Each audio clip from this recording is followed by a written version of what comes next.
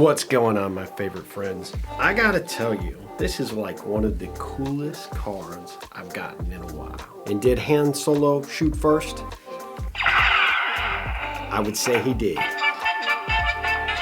Anyway, I wanted to share something with you today. It was on my mind. I was talking to someone recently who was asking me for some advice, some guidance, if you will, on how to make an impact on an important client. I don't know what that has to do with Star Wars. I don't really think it matters. What I do know is that one of the reasons I wanted to share this card with you is it's one of two very cool cards. You'll see another card at some point in the future that I got from my family. But this card right here, Star Wars, represents everything that I am about because I am a nerd. I'm a Star Wars nerd. I love Star Wars. I love Star Wars. I just do. I've got Star Wars figures. I got Star Wars, a couple of spaceships. I'm like reliving my youth as I approach 50. I'm going back to that age of like 8 or 10. You know what? Rather than make fun of me, my family just embraces it. They know I'm a nerd. They know I've tried to make them watch Star Wars and all of the movies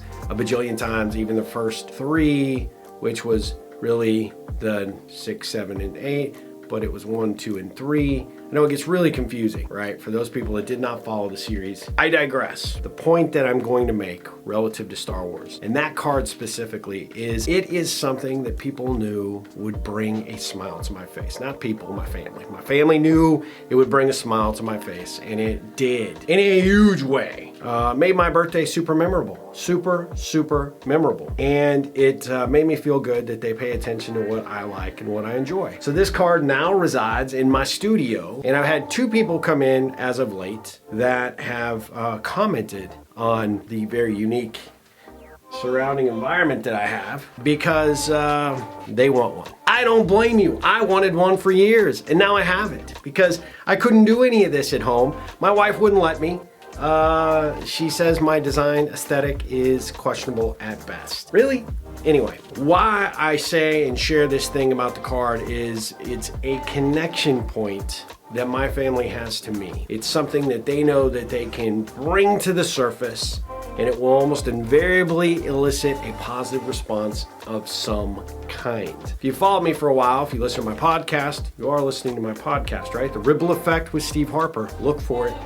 Podcast environments everywhere. Or you read my book, or you've seen me speak, follow these videos, or whatever. Connection points is a foundational principle which I've created, a model, if you will, for how you grow and expand better connections into better relationships. Well, one of the ways that you do that is to find something that's important to that person and you shine a light on it. And when you do, when you paid attention that something was important, maybe where someone grew up, something that you may have in common, a love of the Dallas Cowboys, for example, Spider-Man and Superman are pretty awesome, or that they're just Star Wars fans in general. Whatever it is, it's that little thing that makes them unique to you. When you shine a light on that connection point, you will, without question, make a huge inroad in terms of building a relationship. You will absolutely stand out, make yourself look like you pay attention, and that you are someone that that person will want to get to know better because you spent the time to get to know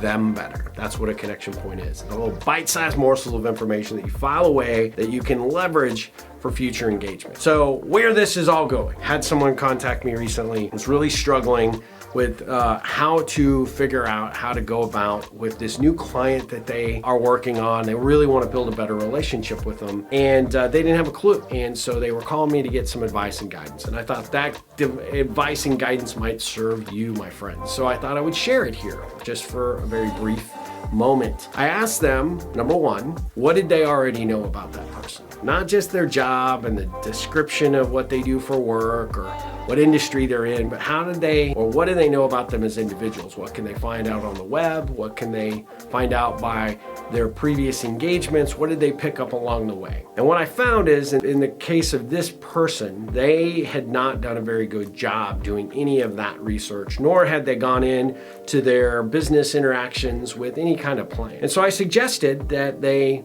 now have the business and they recognize that they want to build the relationship. That's a great place to start. And one of the ways ways to start from there is to be able to acknowledge what you want to do and what you want to accomplish. And so I suggested to them that they pick up the phone and invite that person to lunch, dinner, drinks, and then don't talk about business, but find out who they are, what makes them tick, what they're into outside of work, what they're maybe passionate about. Do they support nonprofits? Do they like to read for a hobby? Are they into woodworking? Do they travel? Come prepared with some questions that might elicit some answers that you could wrap your head around. That head around wrap thing is your connection point. Those things that really stand out to you, that make them unique. And then when you actually shine a light on them through future interactions, even if it is just that this guy happens to coach his son's soccer team, the next time you see them, you say, hey, how'd your son's soccer team going? How's the season going? How